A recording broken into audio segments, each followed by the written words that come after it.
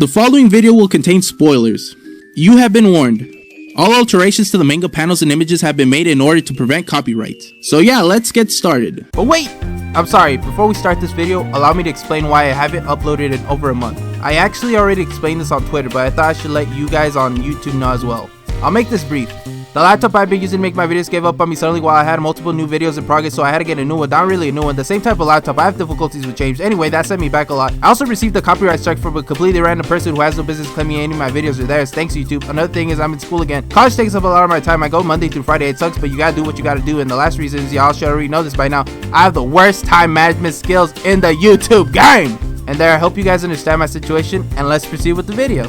What is up guys, Beto here, coming at you guys with 6 things to watch out for regarding the 4-year time skip in the Attack on Titan manga. Now, with the resurgence of popularity that the start of season 2 of Attack on Titan had on the community, it seems to have brought in more manga readers that decided to catch up in a bit of a rush. And I've been there, man. When you just really want to be up to date with the series, you might accidentally overlook or miss a few things. And with the recent events that have transpired in the manga, with first a 1-year time skip followed closely after with another, this time 3-year time skip, it was inevitable that many people would be confused with what the heck is going on in the series. So I decided to make this video to let you guys know the things you should be watching out for after this 4-year time skip. Let's get started. Number 1, the curse of Ymir is still in place, so all the Titan shifters are closer now more than ever to their unavoidable death, some more than others. For example, Eren currently has about 4 to 3 years left to live, while Armin has 9 to 8. And both Reiner and Zeke have even less time than Eren, since the Marley Empire is currently looking for their suitable replacements to inherit their Titan abilities, as indicated in chapter 91. Reiner has 2 years left,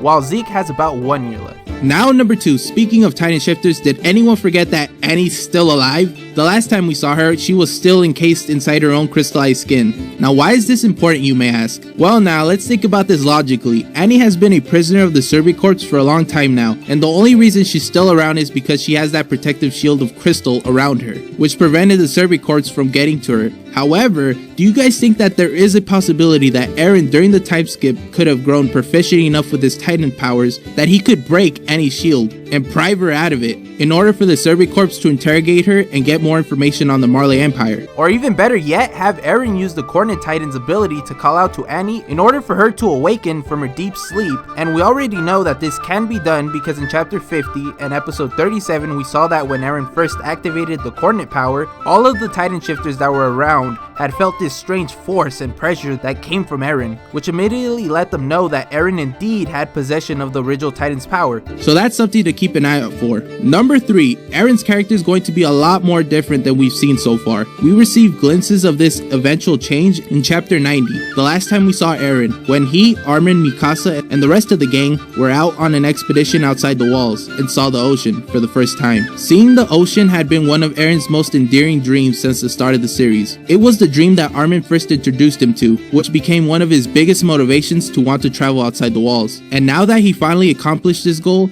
he couldn't even allow himself to have a moment of peace and happiness with everyone else, to just enjoy the moment and take in the view of the sea. Eren instead at that moment thought about the Marley Empire and what he feels he must do: destroy the Marley Empire. This was brought about by the various memories that Eren has within him due to being the current holder of the Coordinate Titan's power. In the same way that Frida Reese, Historia's older sister, changed due to having the original Titan's power, Eren with his father's memories and others after all these years will be someone who very much has a goal-oriented mentality, even more so than before when he was all about killing every single Titan.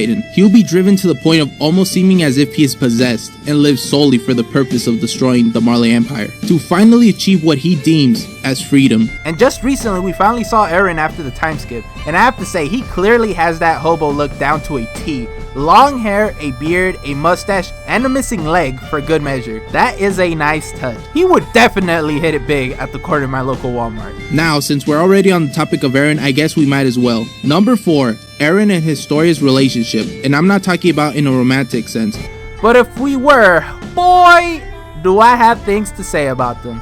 Alright, calm down, Vito. Put your inner shipper away Now's not the time. We are speaking strictly platonic here, okay? At least for today. Now, their relationship to one another became one of comparative advantage due to the revelations we got in chapter 89, when Eren realized that he was only able to use the Coordinate Titan ability when he was in direct contact with someone of royal blood. And seeing as Historia is the last member of the Reese family alive who has the necessary royal blood for the coordinate power and to attain more distant memories, Eren clearly had to at some point let his trusted members of the Serbic Corps know about what he discovered. So Eren and Historia also had to at some point during the time skip worked out an arrangement of sorts, where Eren can have access to her blood whenever he would need to use the Founding Titan's power. For example, Hanji or someone else who is as smart could have created liquid capsules that contain some of Historia's blood for Eren to simply swallow whenever the occasion called for it. Since we all know Eren would never want to take the first option, which would be to simply eat Historia in order to acquire the power, because he considers her a friend, especially after all the intense bullshit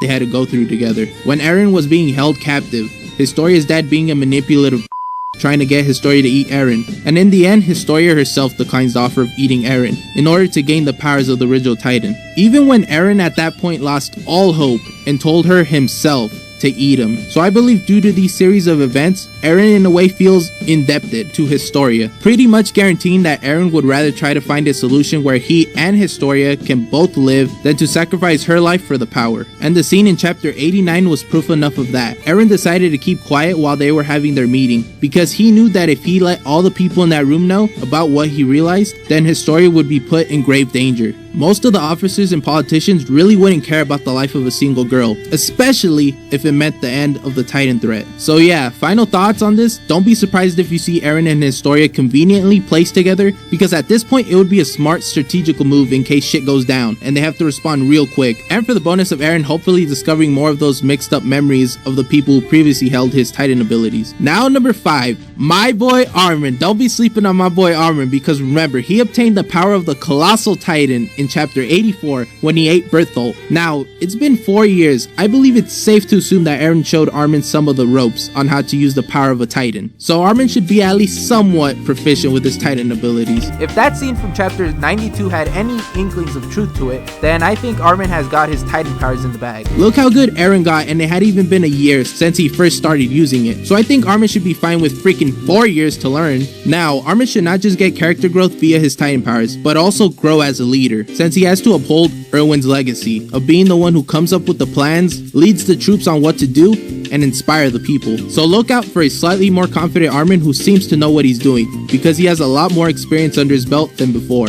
Now, since we just discussed Armin, who is a new Titan shifter, we might as well. Number 6. In these recent chapters of Attack on Titan, we have received the names of a few new Titan shifters who fight for the Marley Empire. And their names are Peak the Cartman Titan, or Quadrupedal Titan. We had actually seen this Titan before, but at the time we weren't too sure if it was an actual Titan shifter that was just following Zeke's orders, because it could have very well have been an abnormal Titan that happened to be very obedient to Zeke. Pretty much a pet, if you will. A very ugly one at that. Like seriously, this guy makes the Hunchback of Notre Dame look cute. But yeah, where was I again? Oh yeah, Peak. Peak was a woman, shockingly, this whole time, and probably has something going on with our next entry, Marcel's younger brother, Galliard, the Jaws Titan. Many people in the fanbase, including myself, at first mistook this guy's Titan form for an aged up armored Titan, but we know better now. And since these two were revealed, we are now one step closer to having the complete new current set of Titan shifters. So why not? Let's list them off. Eren, the holder of the Attack Titan and the Founding Titan.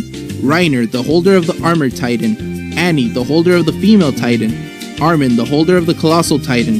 Zeke, the holder of the Beast Titan. Galliard, the holder of the Jaws Titan.